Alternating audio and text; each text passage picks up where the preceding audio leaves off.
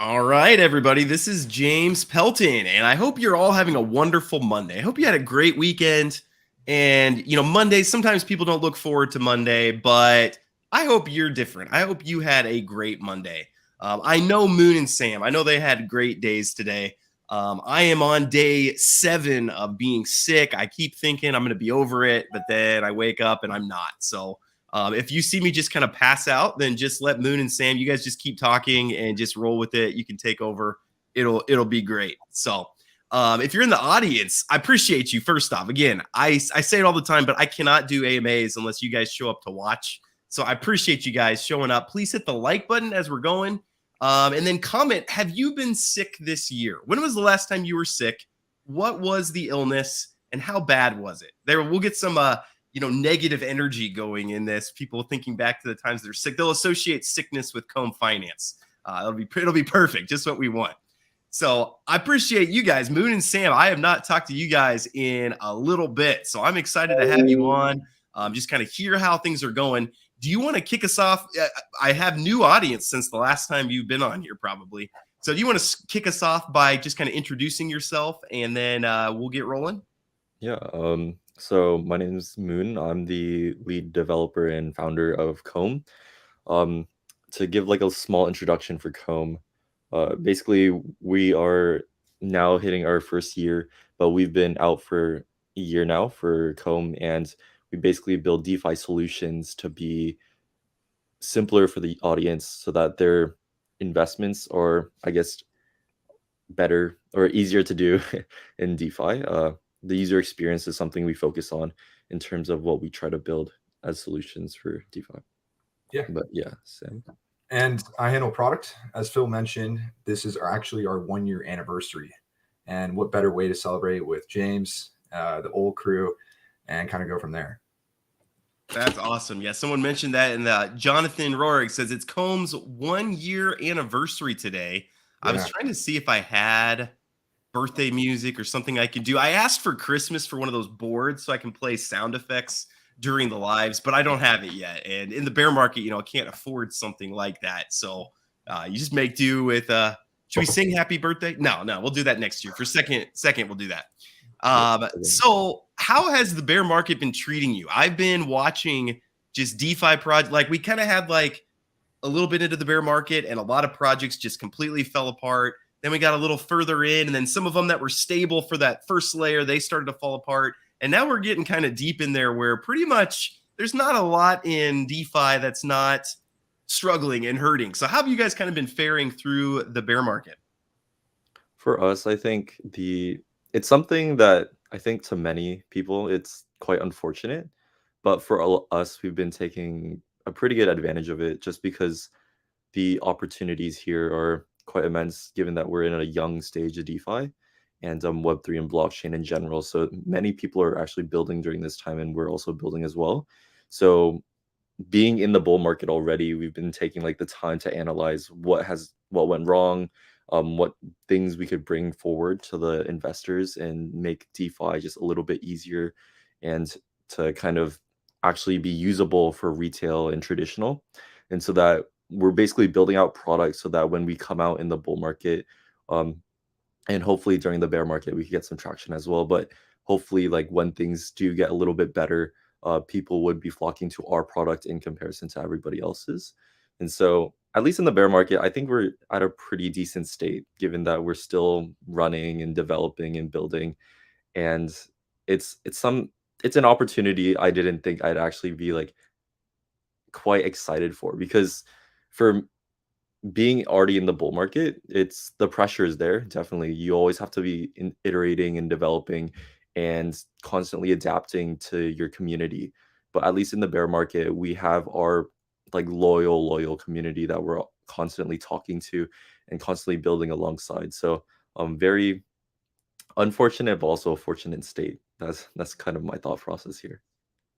Yeah, absolutely. And one thing I loved about Comb is even during the bull market. So all these other projects were doing great and with these super high APRs and everything was going great. And all of a sudden, Comb, they kind of pivoted. I kind of out of nowhere, it seemed like where everybody else had these super high APRs, these node projects, Comb was pivoting to a lower APR. And I think a lot of people are kind of like, we're not interested in a lower APR, but they just saw, I think you had a lot of foresight to see what was going to happen to all the node projects. And you realized, hey, we need to get some revenue coming in. And you've shifted to a better model that has obviously served you well, because pretty much all of your competitors, if you call them that, are kind of out. They're out, and you guys are still going and still running through. And so, yeah, I just really love that about you guys, that you made that pivot so early.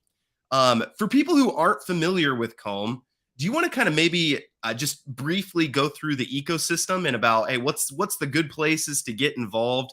I know I have like 80 combs sitting around right now. What should I do with my 80 comb? Do you just want to talk through the ecosystem a bit? Yeah, I think we have a couple of different opportunities. One thing great about Comb is that we do have a lot of opportunities, and that's kind of just how it works. Uh, it's very fleshed out so that there are different avenues you can go through. For us, we think the best ways to get into Comb would probably be our pools, which is just simple farming for most people, but it helps people get bootstrapped onto Phantom because obviously, when you hop onto the Phantom network for the first time, you don't know where to invest.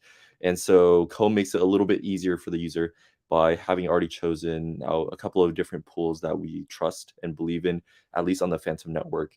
And we reward you with Comb. Another opportunity that we also have would be Zcomb. This would be the locking of your Comb tokens, but it would be joining us as a revenue share. So we have a large revenue share of all of the pool revenue, and then we give it back to our Zcomb users. Our very last opportunity we have also is our pods and capsules, which would be investing into an NFT that basically generates uh, Ethereum, Bitcoin, AVAX, or Phantom, depending on which pod you get. And using these pods or capsules, you'd be able to get a pretty decent APR on those blue chip tokens using only revenue from Comb. So the up and coming thing that we have built is a platform named Utopia, which is a hub for yield bearing assets. And so this platform is also multi-chain, and we hope to make it cross-chain soon. But the whole concept of it is making a holistic like platform for investing, very simply just using one token in and one token out.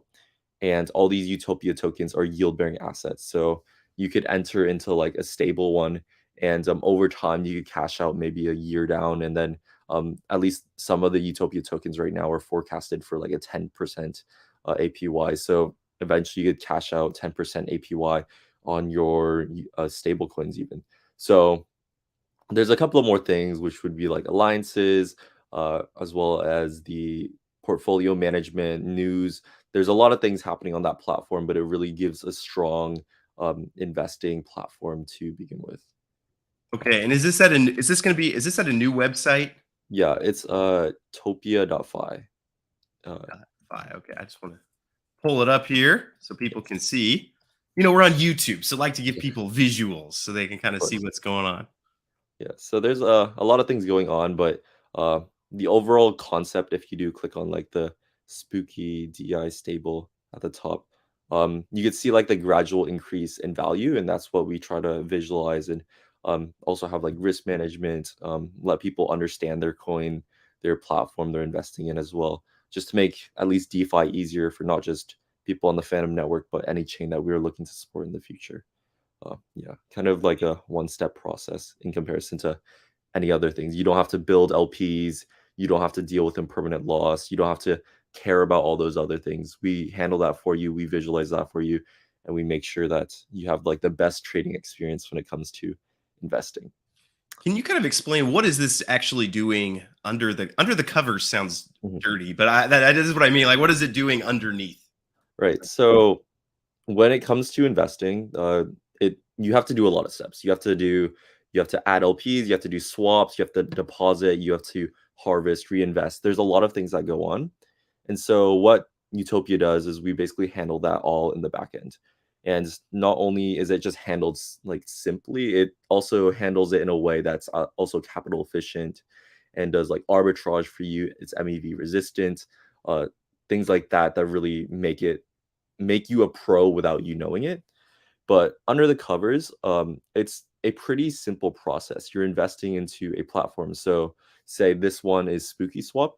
You're investing an LP into Spooky Swap, and you're earning yield or Boo tokens or Deuce tokens.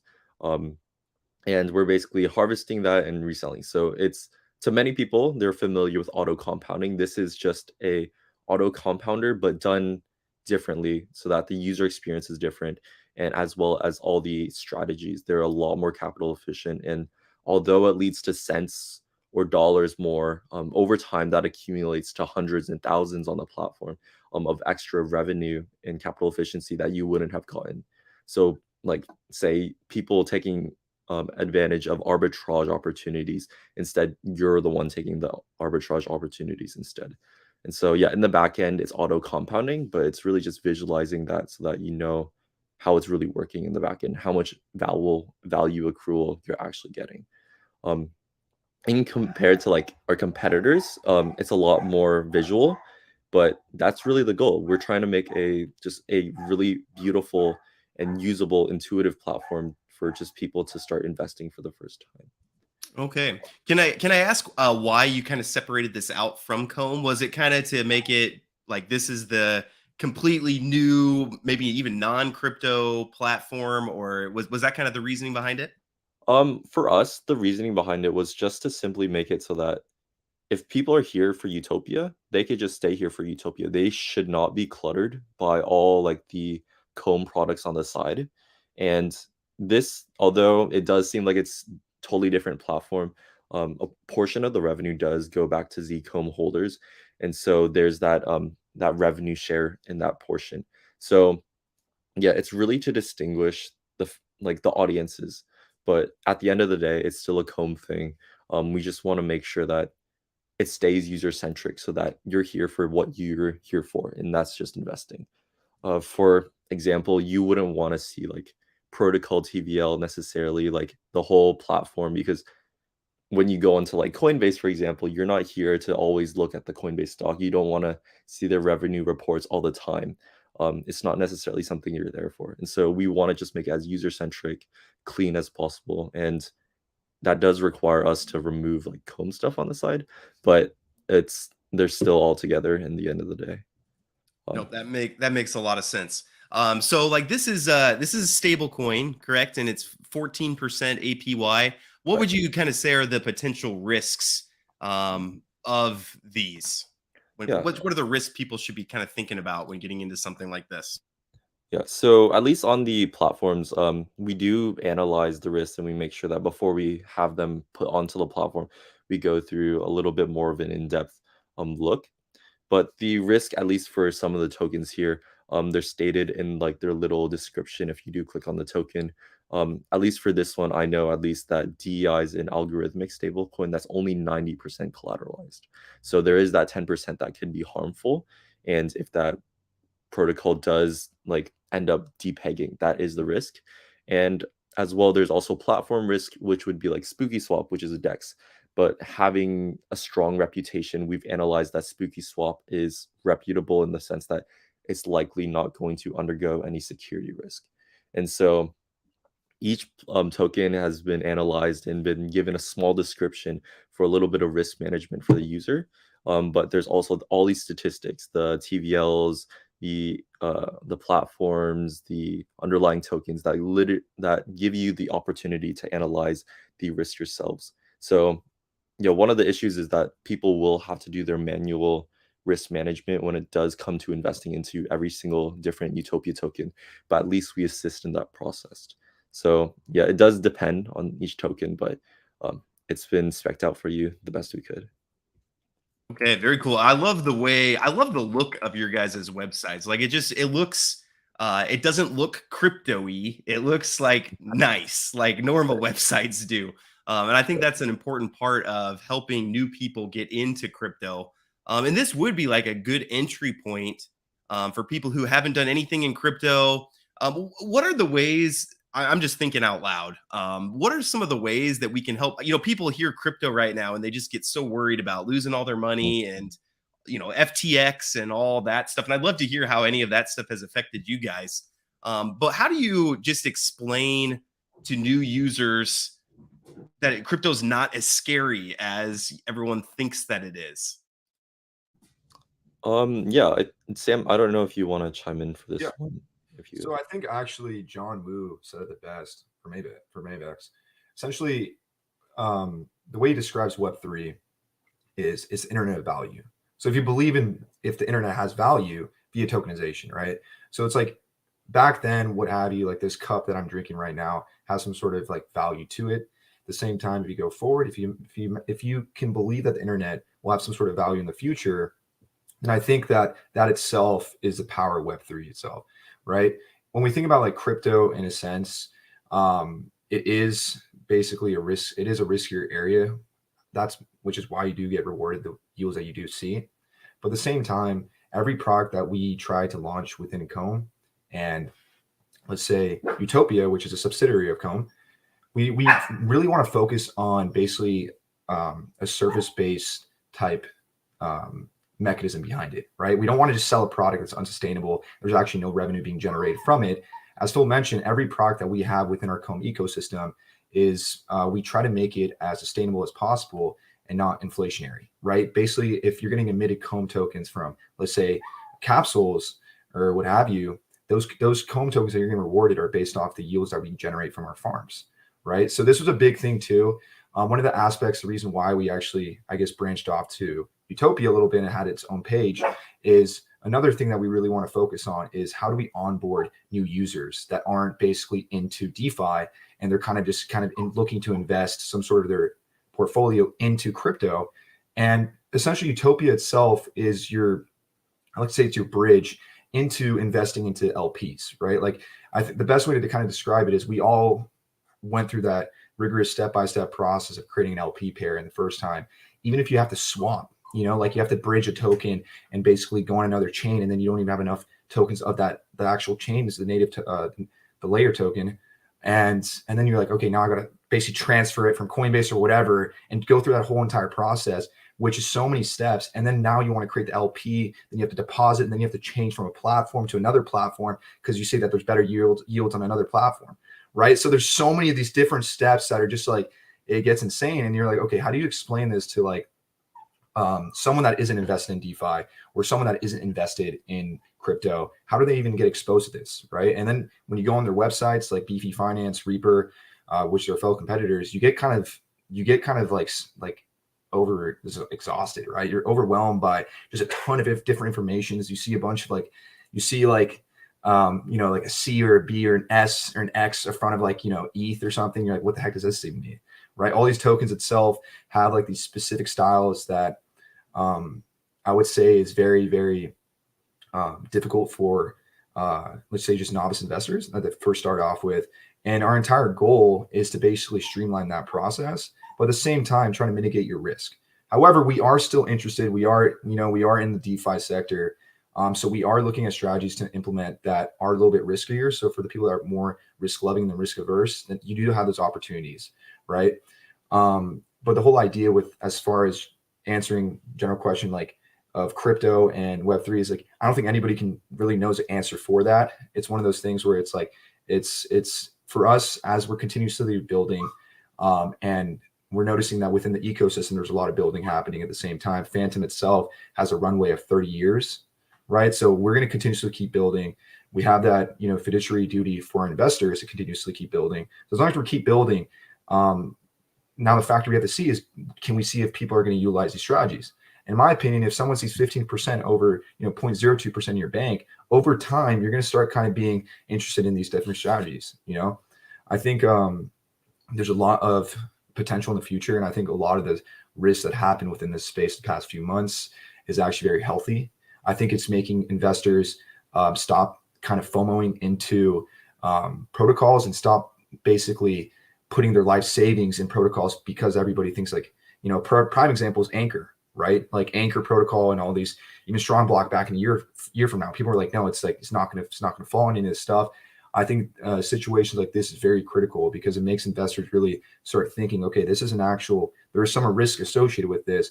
If there's a platform providing me 300% APY, where's this 300% coming from? You have to really do your due diligence. And that's what we kind of tried to strive in the beginning, was like, when we were doing the nodes in the beginning, we're like, okay, where is this? We have to like really focus on like, where are these yields like coming from, right? So that's why we transition to all these different products, but at the same time, we don't want to overwhelm the users that are getting into it as they get more invested within Comb. As let's just say Utopia, they're going to start kind of branching off and kind of exploring the whole space, and that's the whole goal, right? Like we don't want to basically dominate every user. We want to essentially be the kind of that bridge, open our arms, welcome them in, and then when they want to kind of go a little more degenerate, they can at least try those different strategies at the same time. But but hopefully with some sort of learning experience. And I think yeah. Very cool. Yeah, no, I think that's a great answer. I love what you said there. I think people are getting out of the get rich quick mindset in crypto. They're realizing, oh, that's not a winning strategy. And so they're going more what I call just traditional DeFi, which is what you guys are doing, like yield farming and things like that. And we have a bunch of, I do want, if you guys have other things you want to talk about, we have a bunch of questions from the audience. So I want to bring up a few of those. First off, Jonathan, a big fan of Comb. He says they're building so I can build an inheritance for my grandchildren. They're thinking generationally. And that is, we're not used to seeing that. And so I think people are going to be skeptical. So maybe that's a good question. People are skeptical. Everybody says, oh, we're building for the long term. We're building for the long term.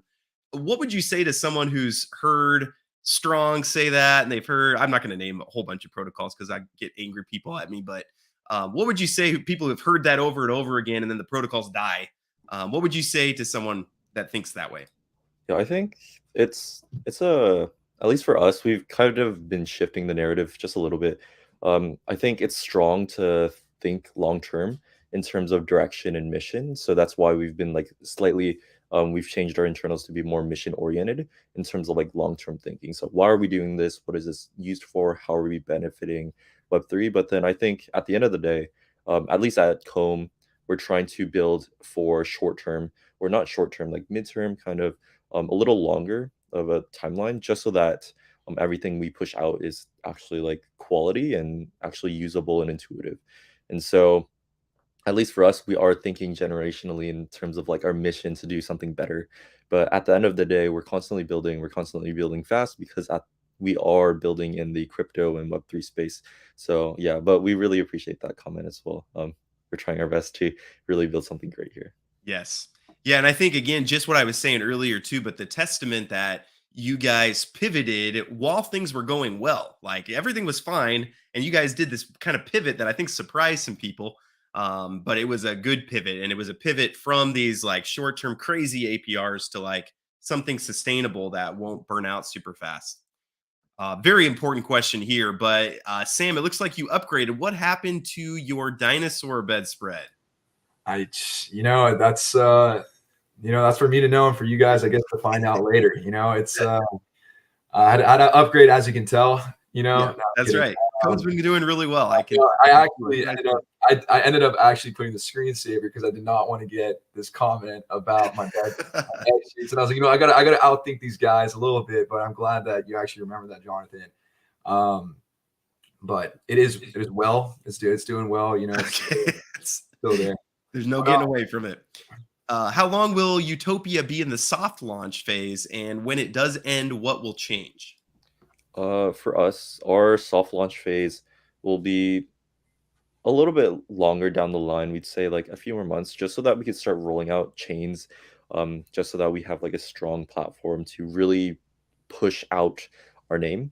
And then at the same time, we're looking to finish our audits, and we do have some final features that we want to do. As part of like the goals is just to also be interoperable.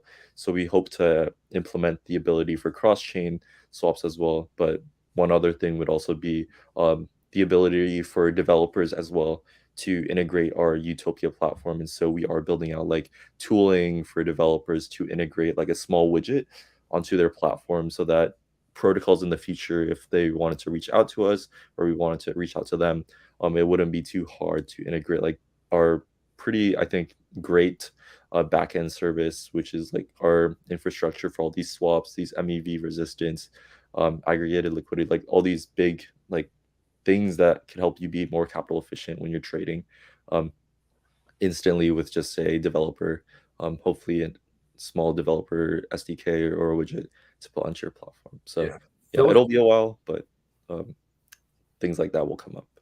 yeah, to kind of go off that, what Phil just mentioned, there's two really big points he just mentioned. One of those aspects of being omni-chain, and that itself is just to streamline the entire experience with users. You know, if you basically want to go to an LP token from AVAX and Phantom, you can just directly swap. You don't have to actually bridge.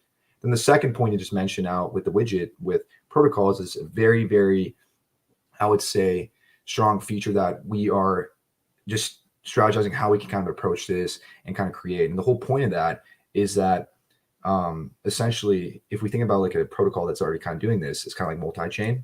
When if you go on these different dexes like Spooky Swap, Spirit Swap, they're all utilizing multi-chain. You kind of see it and saying like they're utilizing that as far as a bridge, right? And every time you bridge, there's a fee that goes to multi-chain, right? The same idea is we want to develop the best possible product to deliver to the users. And if a developers, or let's say, I think one great one you actually had was I think Magic Finance, I believe, James, and then MP Money basically utilized Magic Finance as like basically their yield farming protocol, right? So the idea is that if you actually want to integrate yield farming within your protocol, at the same time we actually charge the lowest like harvest fee, aka our service fee, that's generated, and essentially you can actually utilize that and leverage that to the point where there's no reason for you not to, unless you want to build your own complete fleshed out product, which at times developers might not be able to. And at the same time, as Phil mentioned, that there's also a lot of I would say strategies that go behind it as far as the capital efficiency goes, that also makes it a lot more I would say a lot more incentives for the protocol. But the whole idea is that we want to essentially have some sort of aspects within Comb to be a little bit more BTB, and that's our biggest BTB offering, right? Is if a protocol can essentially integrate that within their own protocol, then now we're exposed to the TVLs. Let's say if Thor wants to, or something like that, right? Like, you know what, let's bootstrap and have a yield farm, Comb Finance Utopia, bootstrap it, and they can list it on their site. There's no need for them to build out a fleshed one. I think that's insane. At the same time, the yields for them, it makes sense because, as Phil mentioned previously, we do have this thing called Alliance, and that's going to be very powerful in the future. It's sort of, if you want to kind of sort of think about affiliate marketing, it's a little bit like that, but the best way I kind of like to use it is it's a service fee that's already been charged by every protocol out there. The market is right now around like 4.5 to 9% is what they charge for your harvest, right? The harvest fee. And think of this fee as like if you're taking an Uber, it's like the Uber fee that Uber charges you, right, for the transport. Now, with the whole point with the Alliance program, and if we basically leverage this with protocols and also even yourself, right now, James, and then like also individuals, you have like allies, right? So anybody that essentially gets onboarded to the protocol, you basically get, I think it's 35%, Phil? I think it's 35%. 40%, but yeah, like 40% of the Revenue. The revenue that we get actually goes back to the alliances. And so yeah, it's a large cut and almost one that gives you like almost a majority share of the platform. So yeah, if you guys are looking for an opportunity to potentially earn like a little bit more, like sharing the platform would be great as well. Yeah, it's essentially like the best way to describe it is like if you have, I think a lot of with marketing growth in the future is going to transition to kind of your own network and of like individuals or what have you, right? So this is a way where suppose Uber's like, you know what, if I utilize the Uber app and Phil like basically recommended me, he's like, hey, you can use this instead of Lyft. That Uber pays me 40% of whatever my ride was, right? So there's things that we want to basically make this so impactful that not only for consumers because we charge the lowest fee rate, but at the same time actually make it worthwhile for basically protocols to kind of onboard this process. And we also want to streamline that with widgets. I know I kind of went on a little thing, but it's a very powerful point that could be the difference between the TVL for us. Because right now you ask yourself, like, how do we actually get the TVL of like 50 to 100 mil, 200, 500 mil, a billion, what have you? The easiest way through that is through protocols instead of individual investors, you know? So this is our way to actually benefit and launch Comb to actually be a powerhouse within DeFi within hopefully the next few years. Awesome. No, I think that's a great answer. I want to emphasize too that at least what you guys have there now is it's all stable coins, right? So it's not stuff that the market will make, because what it's happened to a lot of people in yield farming is they get into these farms and then the value, they're making their 10% or 15 or 20%, but then the value of the assets is going down 70% or something like that. And that's kind of scared people away from yield farming.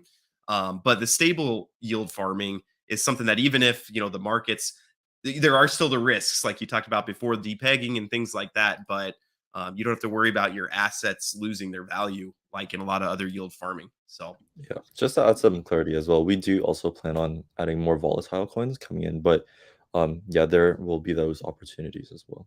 okay, that was actually another question. Will Utopia be mainly offering stable coins, or will they offer blue chip options? Will then they offer more volatile, higher yield options as well? Yeah, for us, our platform's just to be supposed to be a vehicle for people to invest a little easier. So we're trying to look for as many opportunities, like with, of course, the safety risk analysis. But yeah, we aim to add more volatile options. This would include like Ethereum, Bitcoin, Phantom, AVAX, kind of native tokens, as well as more streamlined tokens, like at least on the Phantom network, Spirit or Boo. So yeah, there will be more volatile options when we get into it. Yeah, when we fully flush it out. Okay. And how much can I make with Utopia? Basically, the APYs are there right now. Those are variable. So those are just kind of the estimated APYs based, I'm guessing, based on Yes. the current TVL. So if a lot of people get into a particular one, the APY is going to go down. If there's more volume, but not as many people getting into the yield farm, then the APY is going to go up. So this is what they're at right now. But so that's the APYs you can get right now. So. Yeah. And again, like there's also the secondary option of just inviting other users. We really like to give back to those who contribute to the platform. And so, yeah, 40% is quite a bit, and on top of the fees. So if you guys are looking for an opportunity to build out your network, to build out your own platform and talk about Utopia and your own things as well, this is a great way to get started in terms of getting a small like stream of income. Not necessarily fully income, but additional. Yes, gotcha. Will they be launching a BSC option? Does what is being said about Binance concern you? And we don't have to get into it. We could probably do a 2-hour talk about Binance and what you think about it. But any plans to get on BSC? Yeah, of course. I think at least for us, we're trying to get on to as many chains as possible and that we can support. So, of course, I think Binance has a bunch of options, and we're looking to get into one there. Okay. If we're willing to learn, is it possible? This is a good question. Is it possible to earn more on Comb or Utopia? Or I guess sometimes people wonder, if I'm just getting in, what should I do? The first thing, where can I make the most money? So I know a lot of that's going to be variable, but maybe how can somebody kind of think through the best place to kind of get started? In terms of thinking, I think at least going into Comb, it's really for us. It's really believing in the team and believing in the. So a couple of things: believing in the team, but also the success of Web3 and blockchain. I think it's kind of universal for these two, but really with Comb, the investment in Comb, there are different options, and you do have to like believe in different things. But I think it's primarily the team and how we'll succeed in the future, as well as the underlying platform. So that would be like we do like a lot of our own investments as well with our treasury, and so how you think those will perform as well will be reflected onto the Comb token and the protocol itself. And but yeah, a lot of the revenue does go to Comb at the end of the day. For Utopia, it's more well-rounded for whether you're looking just to invest in onto this chain or that chain, into this coin, into that coin. Really just a central place for finding investments. So I don't necessarily know if there's going to be better opportunities on Utopia or Comb, but it's really how you want to think about it. It's how you think this will perform versus this. So that's kind of my general answer if I were to approach that. So yeah, I can just bridge off that. So it depends on what your approach will be into DeFi, right? So we'll kind of touch base on this. Utopia and Comb, they're different, right? It's one of those aspects.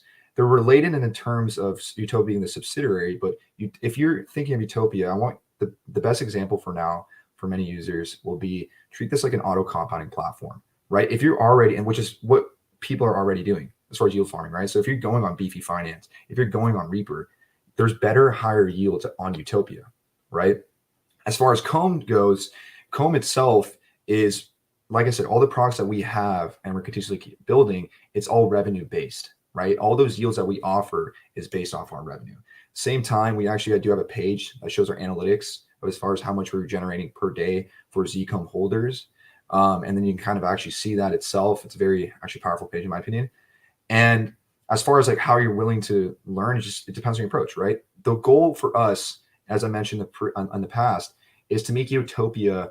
This is like the grandiose goal is like that's another option than yield farming, right? They're staking, yield farming, and hopefully if protocols onboarded to Utopia tokens in the future. However, I want you to kind of relate Utopia tokens as basically an LP auto compounding token for now, right? That's a current with strategies that are a lot more efficient on the back end at the same time. Because I don't want to discount any of that hard work. But this, for just to keep it as simple as possible, it depends, right? If there's an APY out there on Utopia that's higher than the yields generating, then that's obviously going to generate you more wealth. The same idea is that as long as we keep continuously generating revenue, then Zcom itself should kind of see that increased revenue at the same time. And as the price kind of appreciates, our farms will give different opportunities. There's a lot of different strategies to do. I think the best way at the same time is always joining our Discord. We have a lot of active community members that will be willing to help you out to invest into with income or invest within Utopia. Our entire goal with Utopia is that when you see this site, you already kind of have an idea of like how to invest. It's the whole idea should mimic a SEX, so centralized exchange. That when you go on that platform, there's no need. There shouldn't be like a Discord where you're like, oh, I got to see what this means, right? That's when we know we accomplished our goal, Yeah, no, I love that. And yeah, just to help people, kind of the way that I think through it is you kind of want to look for, what assets do you believe in? So for example, like the DEI stablecoin, obviously, you know what USDC is. DEI, you might want to research that a little bit. It's 90% collateralized instead of 100% collateralized like DAI or BUSD is. So you just kind of want to figure out now, do you think that's going to keep its peg? Do you believe in that long term? Because obviously 14% APY is a lot better than 3.26% APY. So that might lead you to, I want to pick this rather than this. But then you might want to keep an eye on it because if everybody's doing that, then this APY might go down. And so there's kind of some game theory and just a lot of things to kind of keep in mind. Like I remember back at the beginning, I was I think it was the Stardust and MIM for a while was getting like 40% APR on a stablecoin trio. And it was like, oh man, that's a no brainer. But then enough people kind of got into it where the APR kind of started to go down. And so there's just a lot of things to think through. And like you said, hopping in the Discord, people love to discuss. That's what I found in my community is people love to discuss the best ways, and you find kind of little secrets that other people don't know about yet, and make a little extra on the side. So that's kind of how I would think about it. And then if you want a little bit of everything, Zcom might be the right way to go, right? Like that's kind of getting you a portion of kind of everything that's going on in the ecosystem is maybe one way to think about it. All right, we got a lot of questions from the audience. Keep them coming, audience. I was honestly, I was not feeling well, and I was planning on only going for 30 minutes. But I'm so energized by I like these guys. I haven't talked to them for a long time, and I know that when it's over, it's done. I guess I could talk to you other times as well. But I'm just gonna I'll draw this out as long as I can. Will Utopia, when it's fully developed, allow you to borrow and lend on the platform? Is that on the roadmap somewhere? Yeah, that is on the roadmap. I think it's super cool if we're able to basically have assets that can basically almost repay their own old value. And so it's kind of like leveraging in a way. But yes, we hope to add a borrowing and lending platform for Utopia in the future so that you can have like borrow and lend Utopia tokens and super cool things like that.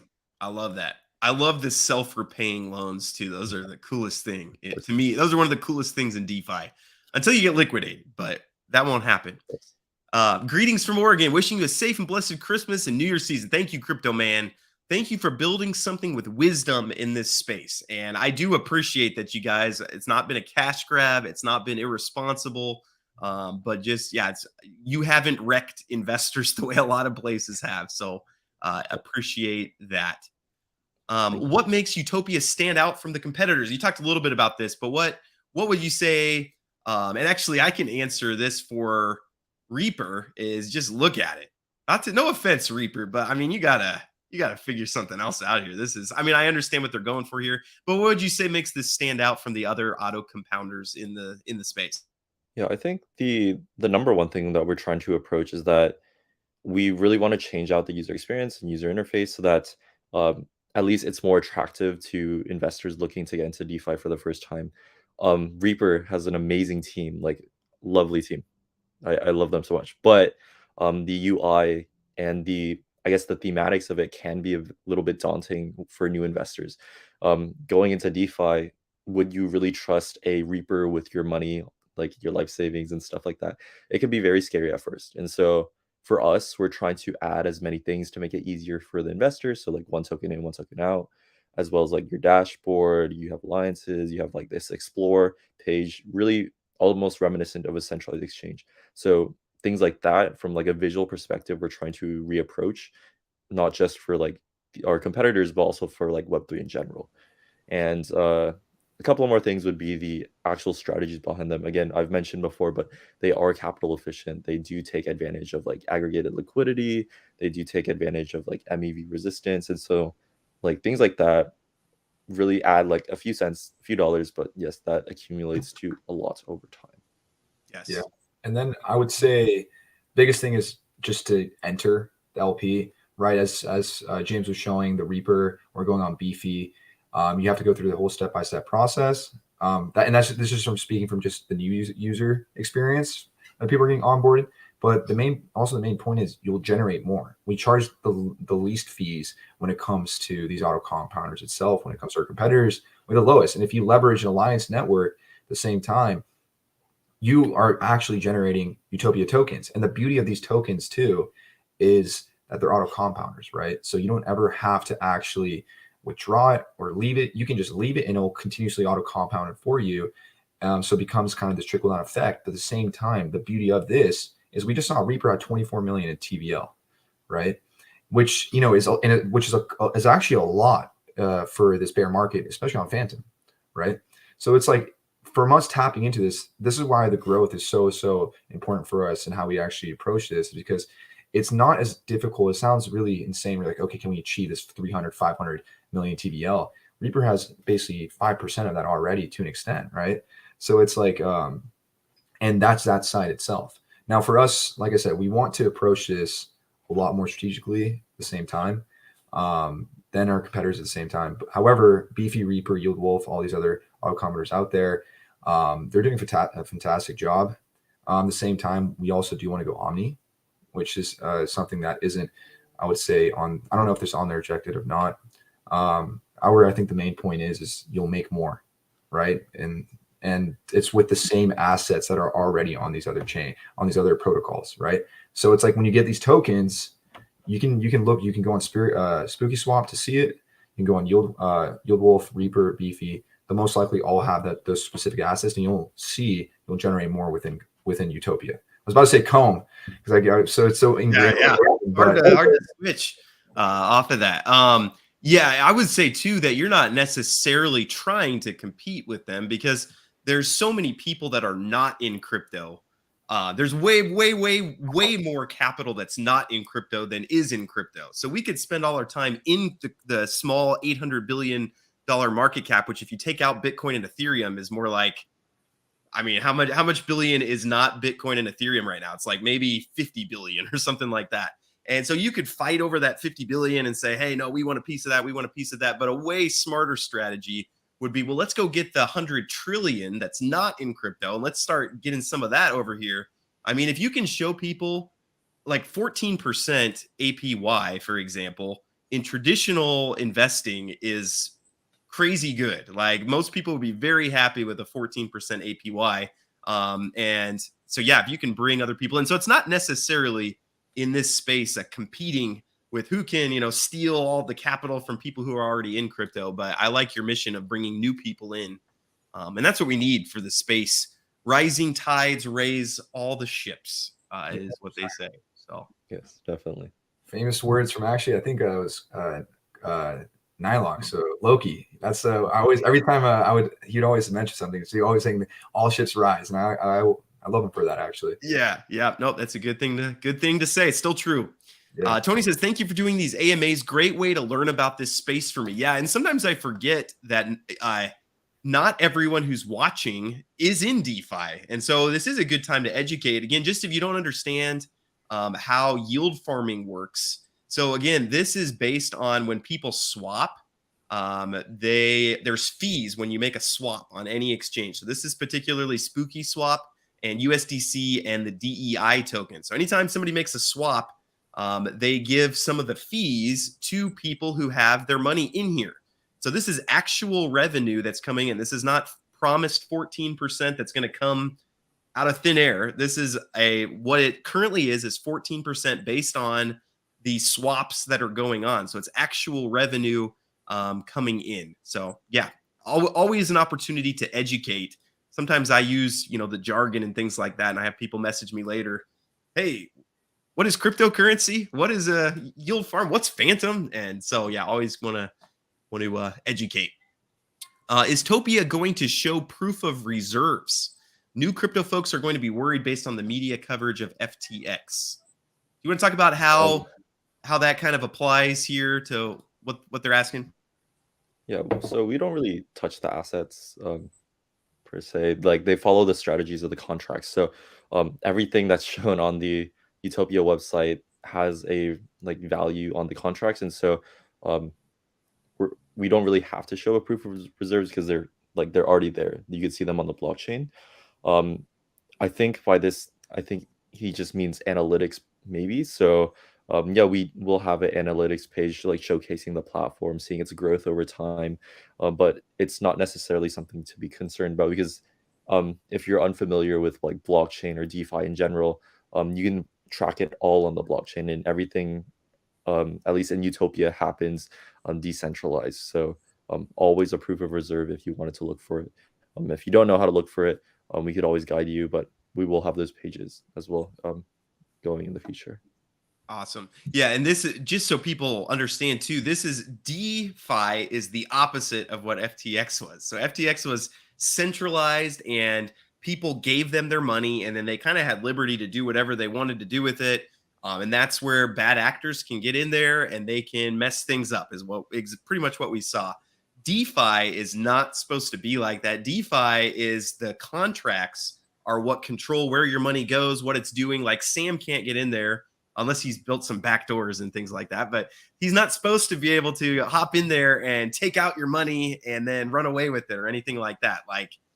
They're not holding your money. It's in the contracts. And so there's a lot of safety then in not relying on a person. You're relying on a contract, which is really what you want to be doing. Anything you want to add to that? Yeah, at the same time, we obviously we live in the States. We're public. Our information is public. At the same time, we are a registered corporation. So as far as taking the money and trying to leave, it's yeah, I'm not looking to go to the Bahamas anytime soon. This is a little old. We do have to update it, but yeah, the team is there. Yeah. Yep. Nope. I think it makes a lot of sense. Funny Turo, how you doing, brother? I was wondering if you were gonna make it. Funny Turo makes it to every single AMA. I swear. I appreciate you, brother. But no pressure. Don't feel like you have to now that I called you out like that, but you do. I'll notice if you're not there. What are the short-term plans for the Zcomb ecosystem? Yeah, so the cool thing about the Utopia tokens is that we're going to look to integrate them within the Zcomb ecosystem. So lots of the capital, at least in Zcomb rewards, they if you're unfamiliar with Zcomb, we send out a bunch of rewards.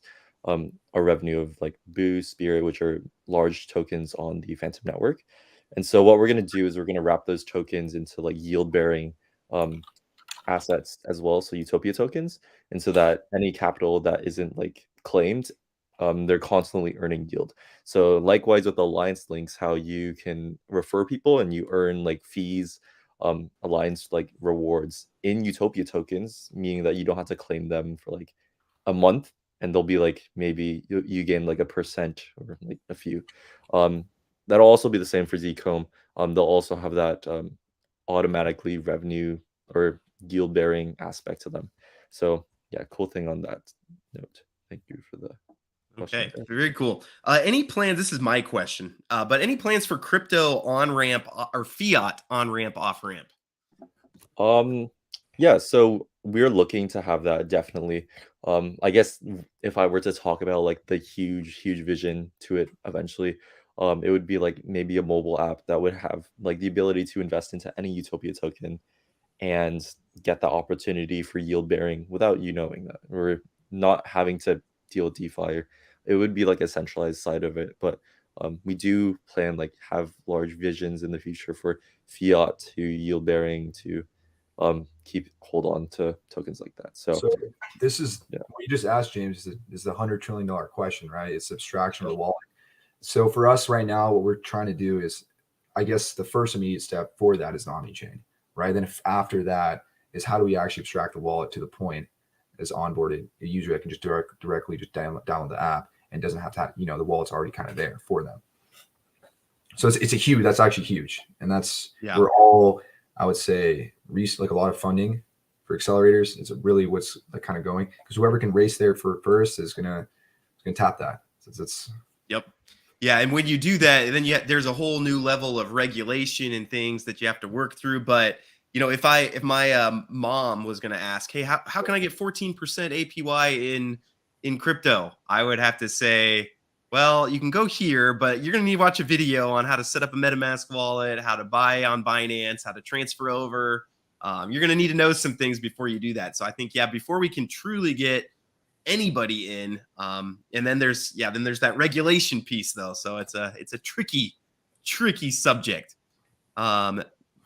With your long-term outlook, when might you set up the ability to do an IRA with Comb? Yeah, that's an interesting suggestion there. Yeah, at least for the long-term outlook, it's going to be quite a ways down the road, in terms of being able to set up an IRA with Comb. But yeah, long-term outlook, like we're trying to just make DeFi easier just for any user. So even if like they don't know even how to set up a wallet, that's the outlook there. And we want to try to integrate like these yield-bearing opportunities because like it's DeFi. There's so many opportunities to make lots of, I guess, money. And so, and a lot of people don't have access to that. So that's what we're trying to build, just solutions to get into it just a little easier. Yeah, that, John, and thank you for so much for these great questions, Jonathan. You've been asking phenomenal ones, except the dinosaur sheets. But we have a ton, and it's actually insane as far as what it is.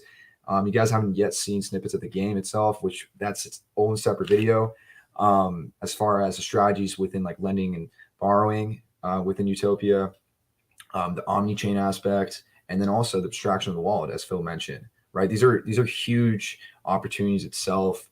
Also the BTB with protocols, the widgets, like these, there's so much things that we have planned out, and all these steps make sense. And that's the beauty of it, right? We're not just doing something completely random. They're all kind of like a step-by-step process. Well, this is the next step to provide the best tech in this sector itself. And as far as you guys being able to do some sort of IRA, you're sort of able to do something of that with Zcomb, right? You're locking your Comb and you get Zcomb and essentially got rewarded. So it's essentially kind of like an IRA to an extent, because the maximum year for us is 2 years, right? You lock your Comb tokens for 2 years, you get the highest yields or APR, right? So there's so much that is actually in play. And 2 years in DeFi is actually quite a long time at the same time. So you're sort of able to do that with Zcomb and also capsules, right? The whole idea with capsules, it's your entrance to Zcomb and our whole entire ecosystem. And you don't have to worry about withdrawing those blue chip tokens. It kind of automatically does that for you and it buys back Comb from the generated blue chip tokens. And that's where it's going to be really huge too, as far as the bull market hits and people are claiming constantly or compounding. You'll see a lot more buys of the Comb token on Dex Screener versus sells, and that's the entire goal. Like there's so many strategies that we laid out in the back end. And plus, I'm excited. Like you guys haven't even seen the game yet. Like the game itself, like James, I think this was like one of our first AMAs where we had that actually. And the amount of development and everything that went into it is insane. It's insane. And the fact that we're pushing out these other products itself, we're in for a ride, an uphill ride. You guys need to come back more often. You need to just like poke me more often and just say, hey, don't forget that we're here. I forget. I have a terrible memory. I have 13 concussions. I forget what's out there and what's going on. And every time I talk to you guys, you always are building something new.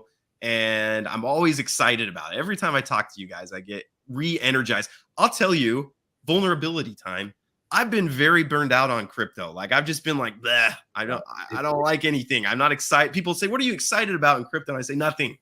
But this, when I talk with you guys, it reminds me just of what excited me in the first place, and that like the bear market doesn't hurt, the spooky stable coin yield farming. Like that's still there. That's there through the bear market. And, you might not get quite as high returns, but you don't lose all your money. And so you guys just come more often. That's the moral of what I'm trying to say here. Come more often. Definitely. Comb more often. Yeah, dude, I love dad jokes. The dad jokes, yeah. Those are a win. My dad sweater right now, Yeah. And yeah, what IRA too, Jonathan, there's going to be, again, the regulation side of that, because the benefit of the IRA is the tax purposes, but like the IRS hasn't figured out how they're even gonna, like, I don't think the IRS has any idea how they would tax Utopia. Like, talk with your accountant, because I don't think anyone knows how the yield on this is supposed to be taxed. Just from me talking around to people. So yeah, we're a ways away from being able to put this into an IRA, because they haven't even figured out how to tax it yet. Let's see, guys, do you have any plans to implement leveraged yield farming? So we talked a little bit about that, but plans to do that? Yeah, I think going down the line, we're gonna have like a bunch of different strategies we'll probably take up on, like even like supplying to borrowing and lending protocols, or like any other strategy that we could think of or that presents itself in DeFi. Yeah, we've already looked into leverage yield farming already, and so yeah, there's a bunch of strategies we're looking to get into, and yeah, those will be down the line, but it's exciting stuff right there. Yes. Yeah. And as long as you're like real clear about the risks of everything, I kind of like how it is right now, because it's like, I don't feel like people are going to be wrecked no matter what they do. But if you start adding in, super volatile assets and leveraged, you just have to be a little bit more clear about, hey, yeah, this is getting, because people automatically go to the high APYs and they just like, yeah, this is going to be great. And then that's where people, oh, I'm leveraged on, FTM, we're liquidity pool or something like that, Yeah. So as we introduce riskier assets or LPs, we're gonna have a ranking system to kind of differentiate it, so you can kind of choose what you want to go into. But at the same time, yeah, it's everything does. Even if those stable ones, there's always some sort of risk associated with the asset itself. But at the same time, what we try to mitigate is that the risk isn't associated with anything on our behalf, right? We're trying to audit our contracts. We're open, very transparent as far as everything that's going on within our platform. As far as us developing all that stuff, we've made mention of what we're looking to implement and flesh out in the future. So at least you guys have some sort of say for that. But yeah, like the whole idea for us, and this has been since the beginning, is to be as transparent as possible with our investors, and that's just our duty. Yep. Love it. I believe there are billions out there waiting for 14% on their IRAs, speaking as a fellow baby boomer. Yeah, no, I totally agree. Like if I told my dad that, hey, you can get 14% on your IRA, he'd probably say, hey, it's in crypto, isn't it? It's in crypto. And I'd say, no, it's something else. And he probably would be out. But I think you're definitely right. If that could be worked out, getting DeFi into IRAs, that would be a big deal, I think. Wow, that's actually a great point. Yeah. You'd have to like work with Vanguard or something of that nature. Yeah, there's a lot of opportunity in the future. And this is, I think, going back to the question of, do you believe in the internet, of the value of Web3, right? I think there's a lot of reason why Web2 companies haven't actually been onboard as much, is because of the whole problem, the abstraction of the wallet, right? If you're able to fix that and there's some sort of solution out there, you best believe that there's going to be Web2 companies onboarding, right? Yeah. No reason for them not to. Yep. Yeah, and I want to say too, this is a little theoretical, but whenever there's APYs that are out of sync with the risk, to me 14% APY is higher than the risk that you're taking in something like this. But part of the reason is it is a little harder to get into. So like the general public can't do this. They don't know what MetaMask is. And so that keeps the APY up. So when you do make it super easy, that APY will probably go down, and it'll kind of balance out. So there's like just a lot of moving things and a lot of stuff to figure out, but it's exciting to be part of the journey of bringing something like this mainstream. So yeah, happy to be part of it. Yeah, you've been with us since the beginning. Actually, you're seeing the growth of the baby. It's 1 year. That's right. That's right. 1 year. We have a 1 year. It's potty trained now, maybe. Yeah, no. In DeFi's dog years, so we're like 7 years old right now. Yeah, that's actually. It's more like 50 years. Probably. Yeah. Exactly. Maybe we'll make this the last question, then we'll hop off. It's been an hour. Which actions would you say contributed to you surviving as a node protocol where others didn't? I think the main one is probably just pivoting. It's just figuring out our values at the beginning and trying to acknowledge what we can do better and how we can better sustain ourselves as a protocol, and not just in the terms of just for the protocol, but for like the community. Like keep people in mind and just try to minimize people getting burned, and just making sure that we're here together and as a community and a project all together. So one aspect too with that is we capped our nodes, and then we also lowered our emissions at the same time. However, our way to counteract that, because what we don't want is essentially you investing the day previously, and the next day you get like, hey, the emissions are lowered, right? So we at the same time offered you investors saying, you know what, if you invested, you can still get X amount of your token. Basically, you have you basically have to get your ROT back, so you return on the token for Comb, right? So essentially, because ROI, it's so volatile. Essentially, like if the Comb token is up or down or what have you, it's return on token as far as you get that. At the same time, if you choose to invest in the Zcomb and from your hives, that was our branding for nodes. Essentially, if you lock it up, you get 2.5x times, because we lowered it to 80 or 90%. I think it was 88% was emissions for like the normal one. And then after that, if you locked it up, you'd essentially kind of go based on, and this, I'm going back from the time of the Zcomb kind of era when we launched it from the numbers itself. But for us, it was just, we stopped, we capped our nodes and we lowered our emissions. And we also launched, farming and auto compounders at the same time. And because remember, this is like us even going back to AMAs where we said that we need to figure out how to be sustainable. We need actual revenue, right? So all the revenue that we generate, and this was basically us saying that we did not want to invest in other protocols or other platforms back then, back when node protocols had capital to be like investing in Strong or whatever, throw 500 grand in Strong, you got 100, 200, 500 nodes. We were like, no, we need to keep this money. And for how we have utilized the capital that we generated as far as from investors and what have you, we have actually been extremely capital efficient. So now the team has not even taken a salary, right? For us, this is a long-term goal, long-term project itself. So I think that this, as far as what's been utilized, I would say there's revenue to continuously be generated. As long as Phantom's there, there's always gonna be revenue generated for us. And I think that's the biggest goal. Yeah. I remember you guys announcing you were putting a cap on the hives, and everybody's like, what are they doing? That's how they pay everything, and you guys just proved, no, that's not what we're doing long-term, because it's not going to last long-term. It's very stressful. Right. I lost a lot of hair follicles, man. During that time. Man, haven't we all? Haven't we all?